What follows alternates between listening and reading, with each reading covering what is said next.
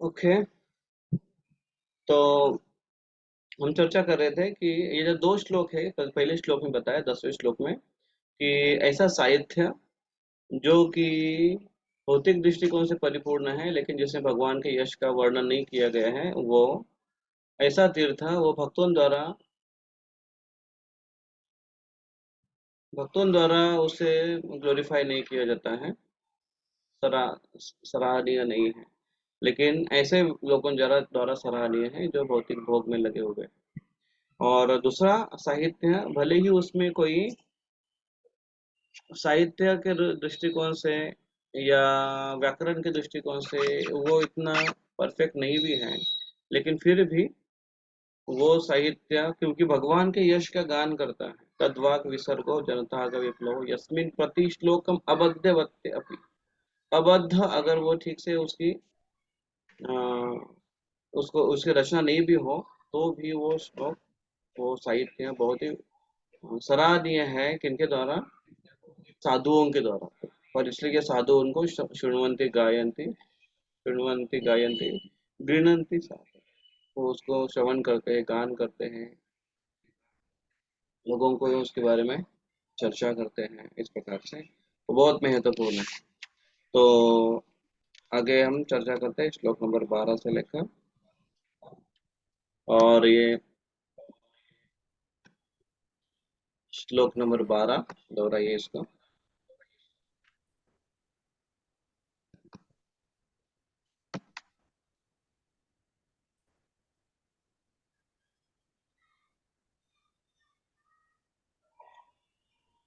यहाँ पर श्लोक नंबर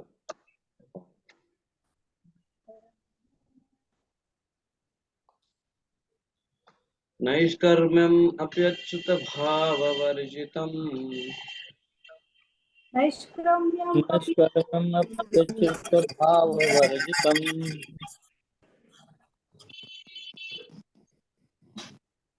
नैष्कर्म्यमप्यच्युत भाववर्जितम् नैष्कर्मप्यच्युतभाववर्जितम् न शोभते ज्ञानममलम्, न शोभते ज्ञानमलं निरञ्जनम्। न शोभते ज्ञानमलं निरञ्जनम् कुतः पुनः शश्वतभद्रमेश्वरे, कुतः पुनः भद्रमीश्वरे न चार्पितं कर्म यदप्यकारणम्,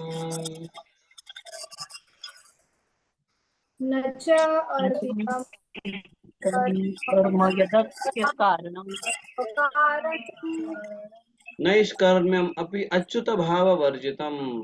नैष्कर्म्यम अपि, तो यहाँ पर बताते हैं कि नारद मुनि आगे कहते हैं नैष्कर्म्यम अपि, अपि नैष्कर्म्यम, अगर वो नैष्कर्म्यम कार्य भी हो, अर्थात सकाम कर्म भले ही न हो, लेकिन वो निष्काम कर्म से युक्त भी कर्म क्यों न हो, या जिसको प्रभुपाद जी वर्णित करते हैं, आत्म साक्षात्कार के बारे में क्यों ना हो, आत्म साक्षात्कार के बारे में ज्ञान ही क्यों ना हो, लेकिन अपि अच्युत भाव वर्जितम, अच्युत भाव वर्जितम अगर है, अच्युत भाव मतलब कृष्ण भावना भावित, वही जो भगवान है उनके भावना से भावित अगर वो नहीं है, अच्युत भाव वर्जितम न शोभते ज्ञानम ज्ञानमलम निरंजनम, ऐसा ज्ञान कोई अच्छा नहीं है। न शोभते ज्ञानम, न शोभते ज्ञानम अलम, कुतः पुनः शाश्वत अभद्रम ईश्वरे,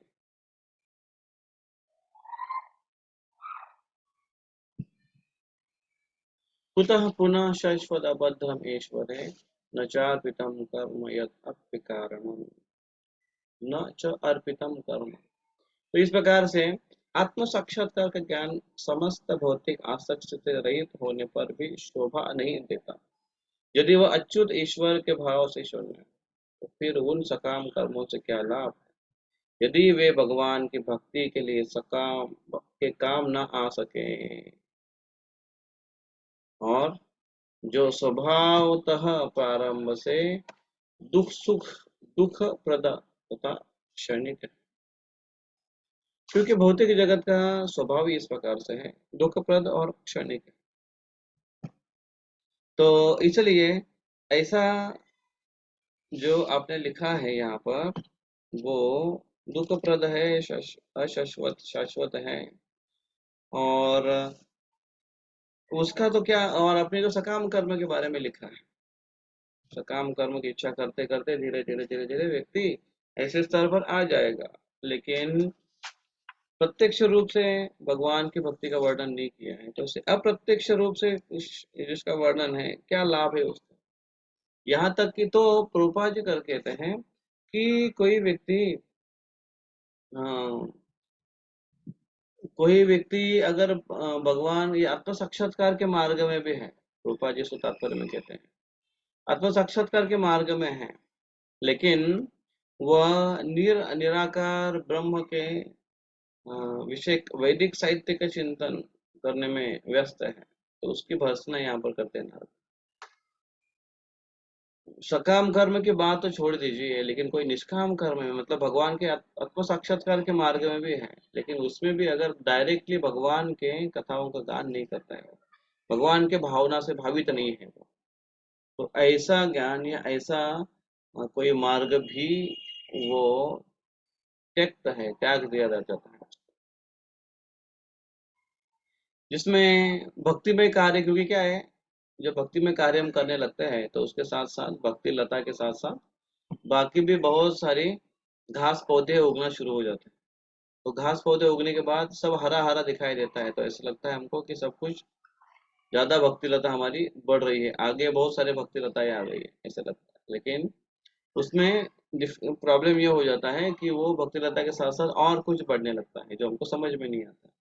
तो ये यहाँ पर बताया कि भले ही वो भक्ति के जैसे दिखता हो या कोई आध्यात्मिक कार्य दिखता हो, लेकिन वो पूरी तरह से अगर 100% अगर वो भगवान की भावना भावित नहीं है, तो ऐसा कार्य या ऐसा मार्ग वो सराहनीय नहीं है, उसको कुछ लाभ नहीं है, ऐसे नारद मुनि यहाँ पर कहते हैं।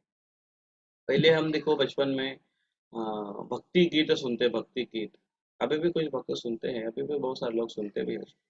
सवेरे सवेरे उठते तब रेडियो पर ऐसे गाने लगते हैं, गीत लगते हैं। तो एक गाना जो मैं बचपन से बहुत सुनता था, अच्छा लगता था, और कभी कभी लोग उसको बड़े प्रोग्राम में गाते भी थे। कुठे शोधिसी रामेश्वराने कुठे शोधिसी काशी। याद है आपको किसी को, बैरागी हाँ को याद प्रभु। है? हृदयात भगवंत राहिला हृदयात उपाशी। तो पता नहीं चलता था पहले कि क्या वो बोल रहे हैं, लेकिन अभी भक्ति में आने के बाद वो बात समझ में आने लगे कि अरे ये तो पूरा निराकार तत्व है लोगों का। और कर्म जिसको ज्यादा जोर दिया गया है, और मानव सेवा ही माधव सेवा, इसके ऊपर ज्यादा जोर दिया गया है वास्तविक रूप सॉन्ग के ऊपर। तो हम भक्ति गीत के नाम से उसको गाते थे, बड़ा अच्छा कार्य हुआ, धार्मिक था हमारे थे, लेकिन हमको पता नहीं है कि वो अच्युत भाव वर्जितम है। ऐसे बहुत सारे गाने होते हैं, ऐसे बहुत सारे फिल्मी गाने, तो वो तो भौतिक ही है, वो तो उसका कुछ नामो निशान नहीं है। लेकिन जो भौतिक भक्ति के नाम पर जो खपाया जाता है, वो भी वास्तविक अच्युत भाव वर्जितम है। कभी प्यार से हम लोग गाते हैं, कुछ देवताओं के भी कुछ गीते हैं, कुछ भक्ति गीते हैं, तो हमको वो सतर्क रहना चाहिए कि क्या है वो, क्या रिकमेंडेड है वो, क्या नहीं रिकमेंडेड। जैसे तुकाराम महाराज, एकनाथ महाराज, नामदेव महाराज, इन्होंने जो संत ने जो अभंग गाए हैं, वो अधिकृत है। हमारे गौड़ीय संप्रदाय में भक्ति विनोद ठाकुर, नरोत्तम दास ठाकुर, गोपाल जी ने, भक्ति सिद्धांत सरस्वती ठाकुर, अनेकों आचार्यों ने जो भजन लिखे हैं वो अधिकृत है, सो गाना चाहिए, वैष्णव है, भक्त है। लेकिन बोलने वाला, गाने वाला या वो भजन लिखने वाला, वो व्यक्ति कौन है, क्या गाया है, क्या लिखा है, कोई भरोसा नहीं। तो उसके अंदर भक्ति अगर है, उसके अंदर अच्युत भाव है अगर उसके अंदर, तो कोई भी लिखा तो भी चलेगा। जैसे लास्ट टाइम एक भक्त ने मुझे एक गाना सुनाया था, ऐसे एक साधारण गाना था, और उसमें वो वास्तविक तमिल या तेलुगु में है वो गाना, और उसमें एक जगह पर ऐसे आता है कि जहाँ पर कृष्णा ऐसे बहुत जोर से लंबा आलाप लगाते हैं। तो वो अलग अलग जगह पर गाया है, 3 लड़कियों ने गाया है 3 जगह पर। तो उसमें एक मोमेडियन लड़की भी है, वो भी गाती है। लेकिन तीनों लड़की ने जहाँ जहाँ जहाँ पर वो कृष्णा आया है शब्द, और वहां पर जोर से आलाप लगाकर गा रही है, तो वो वहां पर रोई है। ये 3 जगह अलग अलग जगह पर वो प्रोग्राम हुआ है, और वो गाना सेम है। तो भले ही लिखने वाले ने कौन है पता नहीं है, लेकिन वो कृष्णा वहां पर भगवान की पुकार है, तो वो व्यक्ति के हृदय को छेड़ने, हृदय के तार छेड़ने वाली। तो भगवान का स्मरण ये बहुत ही अ, ये महत्वपूर्ण है, वो सराहनीय है, ना कि अन्य चीज सराहनीय है। और इसके अलावा अगर कोई है तो फिर वो त्यक्त है, त्यागने योग्य है। जैसे प्रभुपाद जी तात्पर्य में कहते हैं यहाँ पर कि अ, भगवत गीता में इसकी पुष्टि की गई है, सकाम कर्म के फल, जहाँ पर प्रभुपाद जी लिखते हैं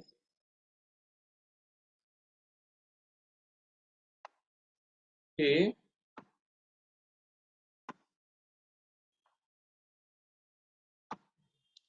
सत्संग के लास्ट के लाइन, भगवत गीता में इसकी पुष्टि की गई है कि ऐसे सकाम कर्म के फल को भगवान की सेवा में अर्पित कर देना चाहिए, अन्यथा वो भौतिक बंधन का कारण होता है। सकाम कर्म में प्रामाणिक भोक्ता भगवान है, और जब वे इस जीव की इंद्रिय तृप्ति में लगाया जाता है तो यह घोर कष्ट का कारण बन जाता है।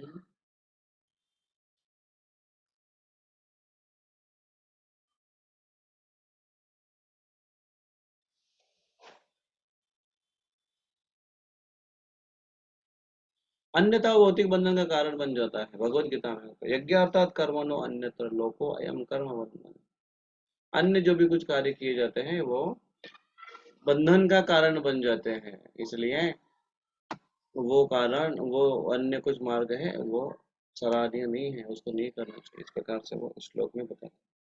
अगला श्लोक कोई दोहराइए। हाँ, बैरागी को दोहराइए अगला श्लोक। यथो महाभाग भवान अमोघदृक्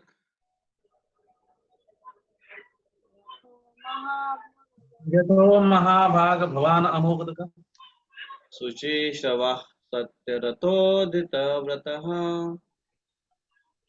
शुचिस्रवा सत्यरतो धृतव्रता पुरोक्रमस्याखिलबन्धमुक्तये पुरोक्रमस्य अखिलबन्धमुक्तये समाधिनानुस्मरतद्विचेष्टितम्। समाधिना अनुस्मर तत विचेष्टितम्।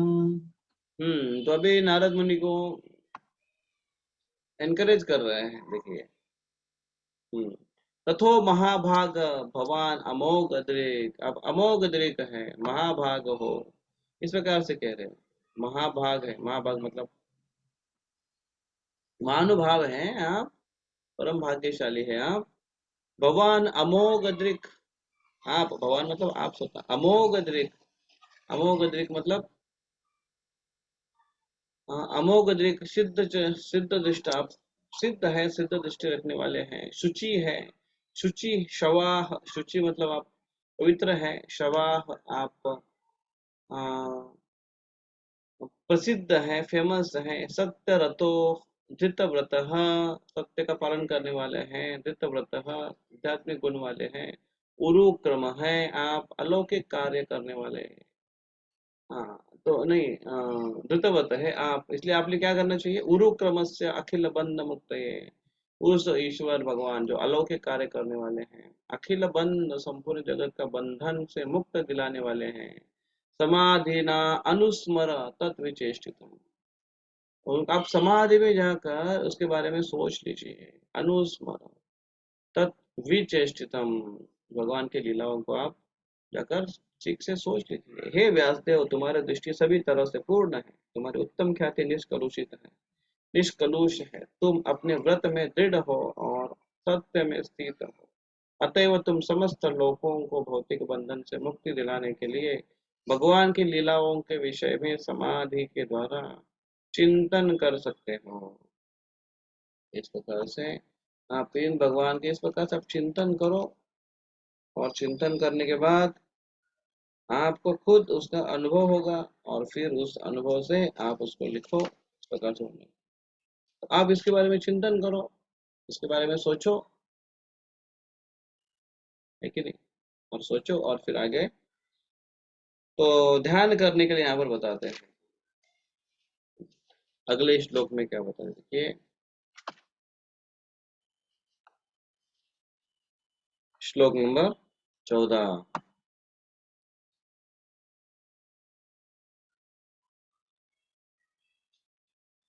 हम्म कौन पढ़ेगा यहाँ पर? वंदना सिंह माता जी पढ़िए। ततो अन्यथा किंचन यद्विवक्षतः ततो अन्यथा किंचन यदि वक्षतः पृथग् दृशस्तात् कृतरूपनामभिः पृथक् दृश तत्कृतः रूपनामभिः न कर्हिचित् क्वापि च दुस्थिता मतिर् न कहिचित् कावपि च दुष्स्थिता मतिः लभेत वाताहत नौरिवास्पदम्। लभेत वाताहतनौरिवास्पदम्। अभी उदाहरण देकर बता रहे हैं, यहाँ पर नाव का उदाहरण देते हुए बताते हैं। पढ़िए इस अनुवाद को।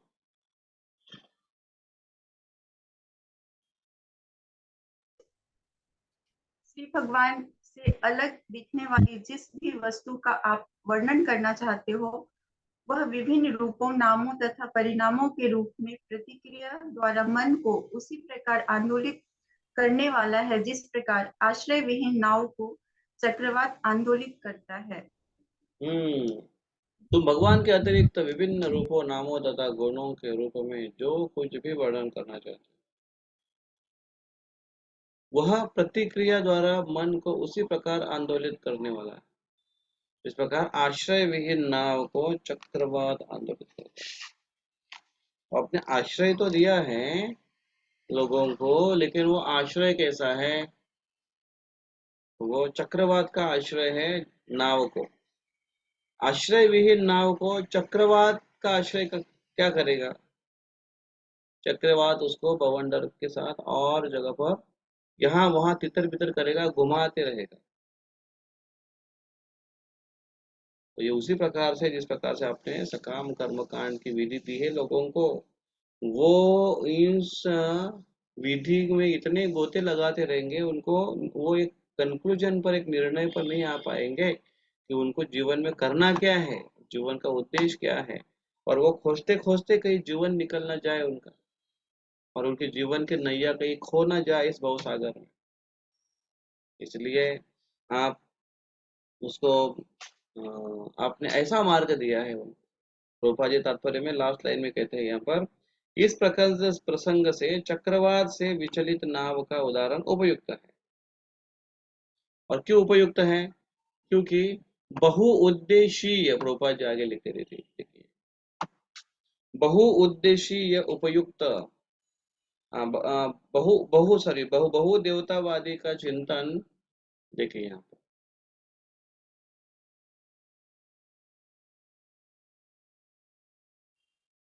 बहुदेवतावादी का विचलित मन उद्देश्य स्थिर न होने के कारण कभी कभी आत्म साक्षात्कार की पूर्णता को प्राप्त नहीं करता। तो बहुदेवतावादी का विचलित मन उद्देश्य के स्थिर न होने के कारण कभी भी आत्म साक्षात्कार की पूर्णता को प्राप्त नहीं करता। तो इसलिए बहुदेवता का क्यों बताया यहाँ प्रभुपाद जी ने? क्योंकि बहुदेवताओं का वर्णन, वेदों में अनेकों देवताओं का वर्णन आता है, इस प्रकार के देवताओं का वर्णन आता है, इस प्रकार के कर्मकांडों का भी वर्णन आता है। आपको क्या चाहिए उसके अनुसार वो प्रकार के देवता का स्मरण करना, उनकी पूजा अर्चना करना, इसके बारे में वर्णन आता है।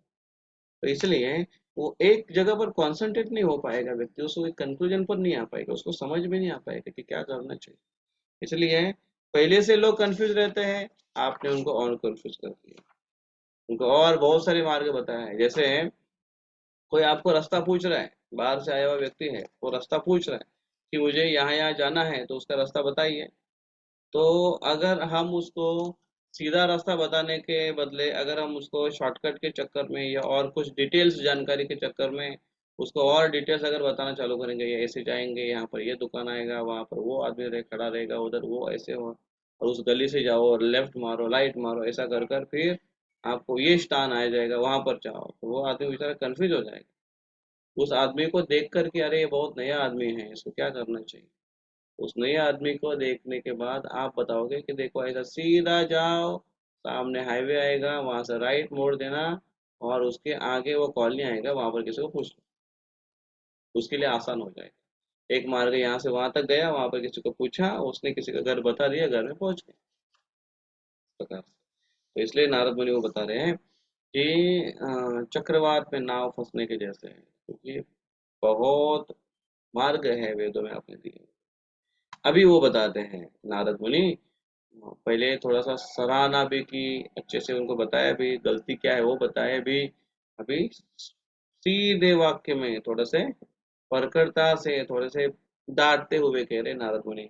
देखिए ये श्लोक, श्लोक नंबर 15। जुगुप्सितम धर्म कृते नुशासतः। कौन पढ़ेगा ये? इसने नहीं पढ़ा है, रुक्मिणी माता जी पढ़िए।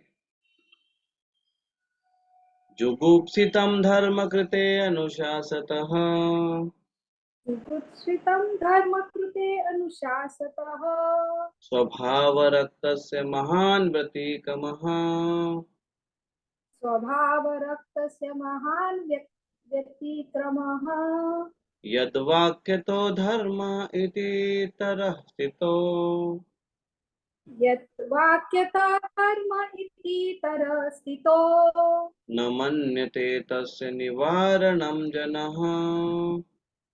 न मन्यते तस्य निवारणं जनः। तो देखिए, जुगुप्सितम धर्म कृते अनुशासतः स्वभावरक्तस्य। जुगुप्सितम, देखो तो डांटते हुए कहते हैं, आपने बड़ा घृणित कार्य किया है। जुगुप्सितम कार्य किया आपने, धर्म कृते, धर्म के नाम पे, धर्म के नाम से अनुशासतः, धर्म के नाम से आपने ऐसा किया, ऐसा कार्य किया है। जुगुप्सितम, और धर्म का नाम बड़ा सेंसिटिव है। और लोग बोलेंगे अरे आप तो धार्मिक हो, आप ऐसा करते हो, अपेक्षा नहीं है। आपने लोगों को सुधारने के लिए आपने मार्ग दिया है, लेकिन अभी तो आपने धर्म का ही मार्ग बता कर उनको भ्रष्ट कर दिया है, ऐसा काम में लगा दिया है कि वो बेचारे घूमते रहेंगे यहाँ। और वो क्या सोचेंगे? वो सोचेंगे कि हम धर्म का पालन कर रहे हैं, ऐसे सोचेंगे वो। तो सुधारने का कोई चांस भी नहीं है, क्योंकि वो अपने आप को धार्मिक समझेंगे, जैसे अभी यहाँ पर लोग कहते हैं। इसलिए जुगुप्सितम धर्म कृते अनुशासतः स्वभाव रक्तस्य महान व्यतिक्रमः। क्या अनुवाद है? सामान्य लोगों में भोग करने की स्वाभाविक प्रवृत्ति होती है। स्वभाव रक्तस्य, स्वभावता ही उनमें भोग करने की प्रवृत्ति है, और अब तुमने धर्म के नाम पर उन्हें वैसा करने के लिए प्रोत्साहित किया। जुगुप्सित धर्म कृते अनुशासतः, धर्म के नाम पर।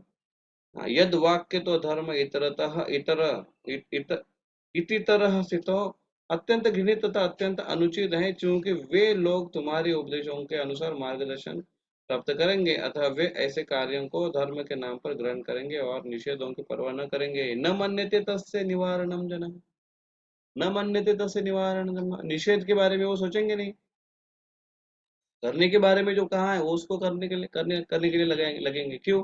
क्योंकि स्वभाव रक्त से उनका स्वभाव है पहले से ही। तो जनरली लोगों की प्रवृत्ति क्या है? भोग करने में प्रवृत्ति है, निवृत्ति नहीं है भोग करने में। और तुमने भोग करने के बारे में कैसे धार्मिक रीते भोग करना चाहिए वो बताया है। इस देवता की उपासना करो तो ये मिलेगा, इसका भोग करो, फिर और कुछ चाहिए तो इसकी उपासना करो, फिर वो भोग कर